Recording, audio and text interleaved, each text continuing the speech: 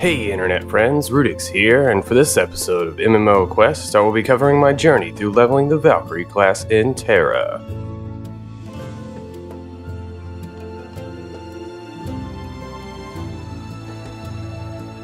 TERA is a free-to-play action MMORPG dating back as far as early 2011 in Korea.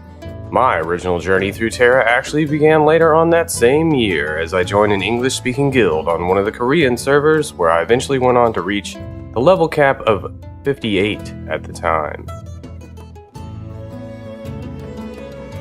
Over the years, I've been playing TERA on and off and have actually reached max level a few times at this point, but wanted to include it in MMO Quest as an excuse to try out the newly added Valkyrie class.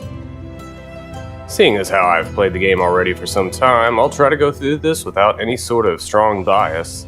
So I'll try my best to keep it short and to the point for anyone looking to play this game.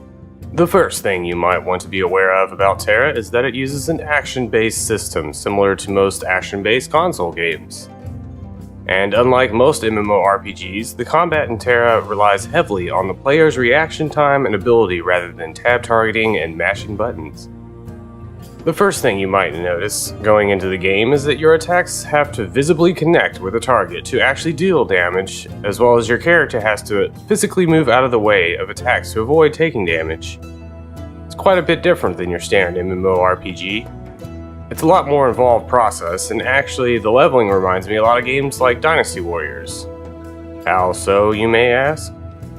Starting off, the game runs you through an area to try and help you get used to the basic mechanics.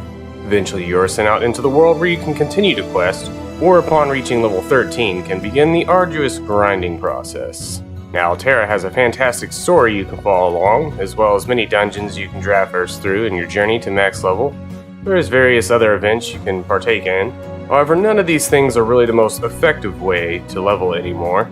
At level 13, you are given the ability to basically be rewarded for killing a specific set of enemies over and over again. And if you want to get to level cap as quickly as possible, you will need to be doing this again and again and again and again, basically all the way to max level. While this sounds incredibly awful, it's actually an incredibly short process once you get through it. Ranging anywhere from 12 to 20 hours, it's a relatively short grind if you just think of it in the same way you do playing the game Dynasty Warriors. For MMO Quest, I decided to level the Valkyrie class since it had just been released earlier that week.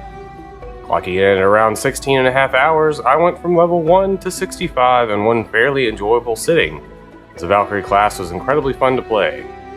There's not a whole lot else I can really talk about for my own leveling journey. I knew exactly what to expect going in. And in fact, I almost didn't include this as part of the MMO Quest project, but since it's one of my favorite MMORPGs, I figured it was something at the very least I wanted to share with other people. The leveling process in this game is very grindy, so if that's not something that interests you, I would probably stay away. I do hope everyone that watched this video has enjoyed seeing it. If you'd like to follow along with my quest to reach max level in a bunch of different MMORPGs, be sure to give the video a like and subscribe to my channel, as well as check out the MMO Quest website linked in the comment section below the video. Thanks everyone for watching, and until next time, see you later.